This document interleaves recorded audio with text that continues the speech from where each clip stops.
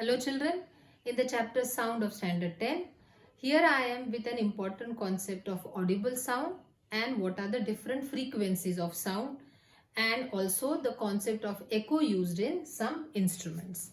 So now when you talk about audible range, what do you mean by audible? A human being should be able to hear those sound waves. Those are called as audible waves. Now what is the range you must be knowing? The range is 20 Hertz to 20,000 Hertz. 20 Hertz to 20,000 Hertz means this is a frequency. Hertz is a unit of frequency. So this is a range which is audible to the human being. That is, we have been naturally blessed that we can hear this much range of sound, the frequency. Now that audible range is what you call as the sonic waves. Whereas there are some waves which have a frequency lesser than 20 Hertz. They are called as infrasonic waves. And then there are waves which have a frequency higher than 20,000 Hertz. That is called an ultrasonic wave. Now ultrasonic wave, being of a very high frequency, have a great use in the field of science. Even infrasonic have, but much greater uses of ultrasonic in the concept of echo of sound, because these sound waves have a very high frequency and hence they can be used to transmit and to echo them and receive them back. So keeping that in mind, let us have the concept here of echo's application. The application here of an echo is in sonar. Now what does sonar stand for? First of all, in sonar, SO stands for sound, N stands for navigation, A stands for and R stands for ranging. So it is sound, navigation and ranging. Means with the help of sound waves, when you are navigating or you are moving, you are able to find a range of something. What do you mean by range? The depth or the height at which it is located. Now there the concept of ultrasonic waves comes in. Now how are these ultrasonic waves? I told you they are of a frequency more than 20,000 Hertz. So what do? Is they have, and suppose this is a ship, right? And on this ship, at the bottom of the ship, they will have a transmitter and a receiver. This transmitter has a tendency to pass the ultrasonic waves.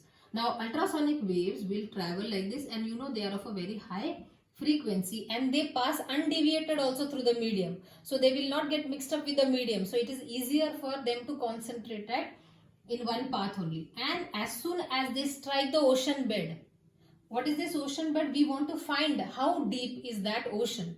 So that is basically is what sonar does. Now when it strikes over here, because it follows laws of reflection, it has a tendency to come back, and when it comes back, it is caught by the receiver.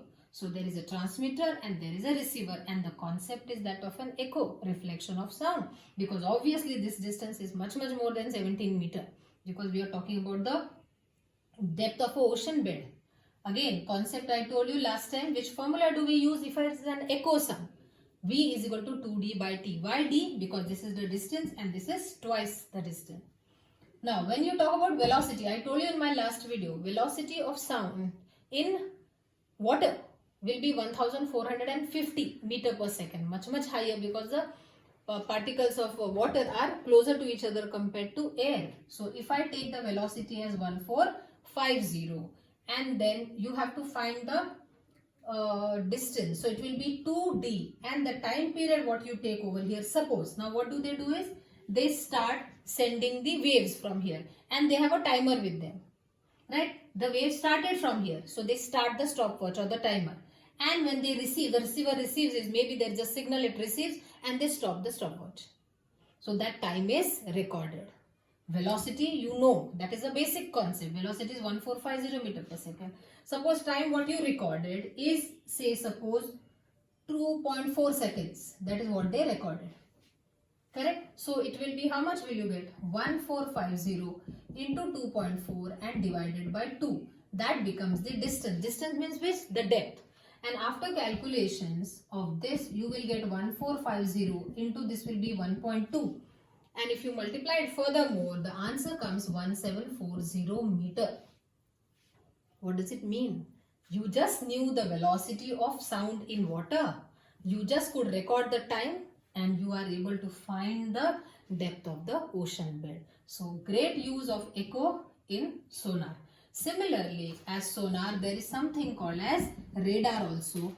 Now, what is radar stand for? First of all, R-A-D-A-R. Radar also similar to this. It also has a concept. But radar for R, it stands for radio waves. Right? They are present in the atmosphere. So, radio waves. So, it is radio.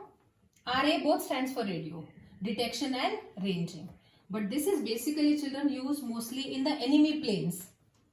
Suppose if you have to find which is the enemy plane and how high it is or at which place it is, then what do? Through the transmitter, they will send these radio waves. So through a transmitter, the radio waves are sent, and when they reach over the object, that is the enemy plane, they will strike there and they will come back into, there is a receiver again. And these are our conical receivers and transmitters. Why conical? Because when you send them, they will be all concentrated at one place, they will go, and when they come back, they will again get concentrated at the transmitter. And then you are able to detect where is the enemy plane, and then you can strike the enemy plane.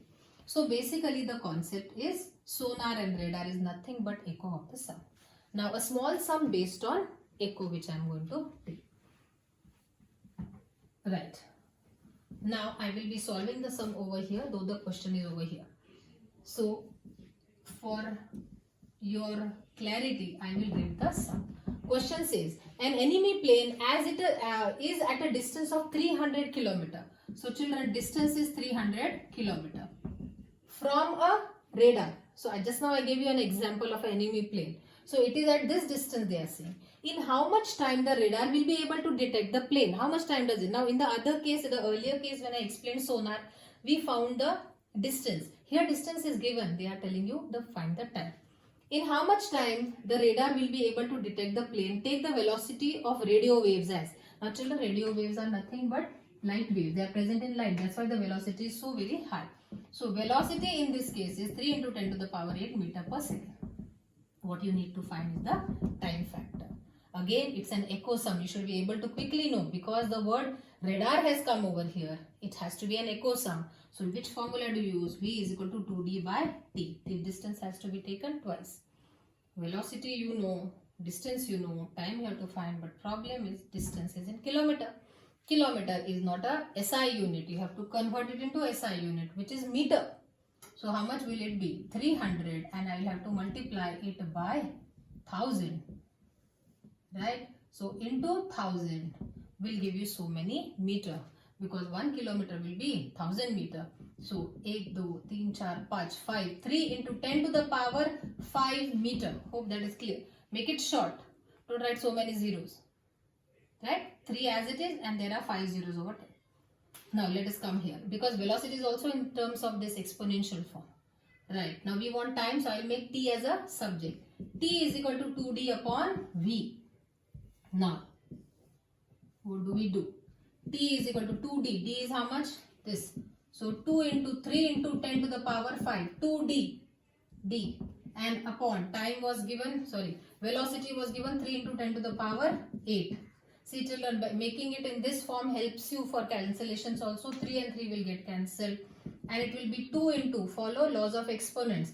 10 to the power 5 minus 8. When it goes up, it will become minus, because in division the powers get subtracted. So your answer will be 2 into 10 to the power minus 3 seconds, because seconds is an SI unit of time.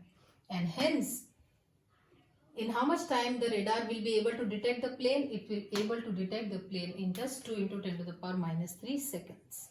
So this is how the concept of echo is helpful in numericals also. Thank you.